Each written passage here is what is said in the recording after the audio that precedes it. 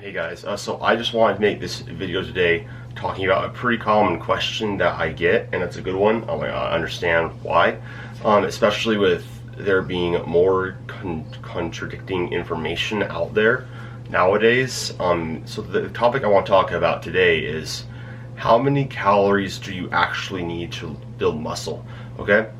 And something that a lot of people need to get through their heads is that if you want to gain muscle, muscle mass has mass. And mass is just basically a measurement of how much pull that an object has perpendicular to a surface. So if we are actually trying to add muscle mass to our bodies, we will need to gain some weight, okay? So what that means is that we need to be eating enough calories in order to at least support our bodies.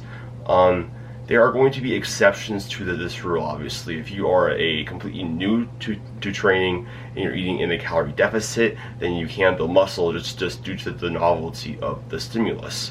However, if you want to maximize muscle growth, even as a beginner, even as somebody who is completely brand new to training, you will need to eat at least at maintenance in order to build muscle.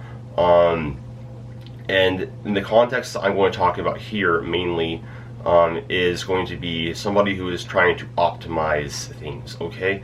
So you can build muscle at maintenance. It does happen. However, it is much slower and it's not as efficient of a route to go if you actually do want to gain muscle mass and body weight. So what I recommend doing is, for most individuals, okay, if you're trying to gain muscle mass, you will need to gain body weight, okay? Let's get that just completely done. With that body weight gain, that means that you will gain some body fat. Now the difference is going to be in how much body fat that we do gain, because when we are in a hypercaloric environment trying to help build muscle mass, we are going to gain both muscle, extra water, and some body fat as well with that. Our bodies cannot perfectly convert all excess energy into one form. Like if it would be really nice if just every single calorie went to pure muscle mass. But unfortunately, it's just not how it works, okay? So what I recommend that most people do is they eat in at least a 200 calorie surplus every single day, track body weight weekly, and look at the trend over time. If you are a beginner, I recommend gaining anywhere between 1 to 2% of body weight per month, which means that you could have a little bit of a higher calorie surplus. So that could be as high as, going up to, a 400 or 500 calorie surplus. If you are a intermediate lifter, I recommend gaining in between 4.5% to 1% of body weight per month. And if you are advanced, gaining 0.25 to 0.5% body weight per month.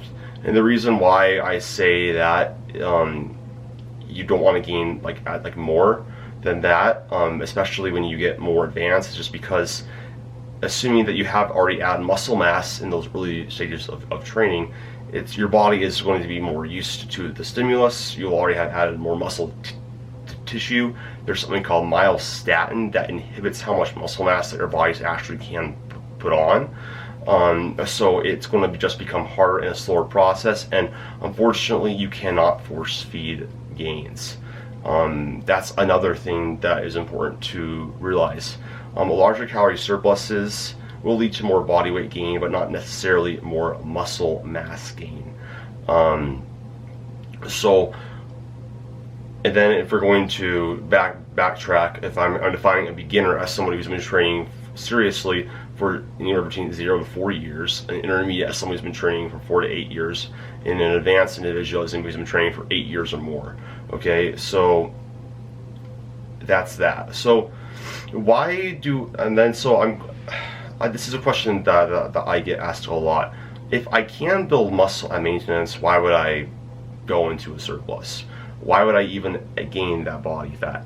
And that is a legitimate question. The reason why I would say that surplus is more powerful for muscle growth as opposed to just maintenance is because of a few things. One, when we are in a calorie surplus, we can do a more training volume. We can more efficiently recover from it. Training is permissive.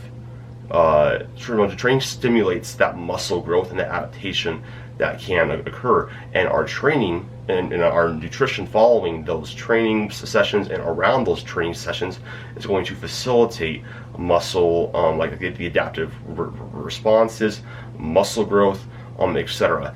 As well, when we are in a calorie surplus, you'll be able to have, with males, it's slightly higher testosterone. You'll be able to more linearly increase your performance from week to week because you're able to more efficiently recover and adapt to that training. You'll be able to help assist with the recovery process and help your body actually have those resources more readily available to create new tissue, because that's what we are essentially doing when we are trying to build muscle. We are trying to add more tissue with muscle everywhere in our body to become bigger, to get stronger, to have more aesthetic proportions, etc. So basically, to summarize this whole video, my recommendations for a surplus is going to be, for like how many calories you need to build muscle and optimize it, you need to at least be in a calorie surplus. How big that is going to be dependent upon your training age. I recommend between a 200 to a 500 calorie surplus, depending on how liberal you want to get with that. The more beginner you are, go with a higher surplus. You can gain more muscle. The more advanced you are, stick more around that 200 calorie range, because you can't build as much muscle, and we don't want to put on excess body fat. Body fat accumulation, unfortunately, is necessary to improve our physiques and to get stronger and to gain muscle mass.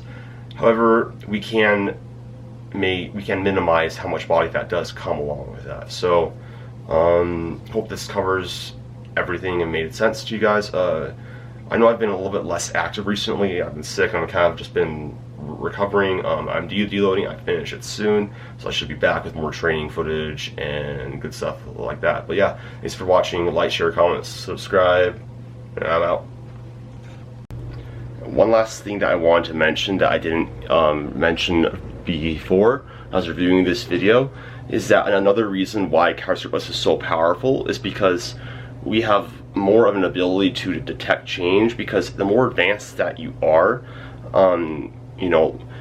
body weight change is going to be more indicative of tissue gain to tissue loss or just tissue maintenance. So if you're maintaining your body weight and you're at maintenance and you're just chilling there and trying to recomp, it's really hard to say whether or not your body composition is actually changing unless you're to get like 6 months down the line, you get like a DEXA scan or something, and then you kind of say, okay, then I actually got it. Most of us don't have the resources to do that. So basically what I recommend doing is gain some weight, and then cut it off when you're done, and then kind of reevaluate from there about once you get down to the same level of leanness that you were before. Look at the differences on the scale weight. If you've actually gained weight, you've probably gained some muscle tissue. So that's just one last thing I wanted to mention that I didn't get to. Anyways, thanks for watching.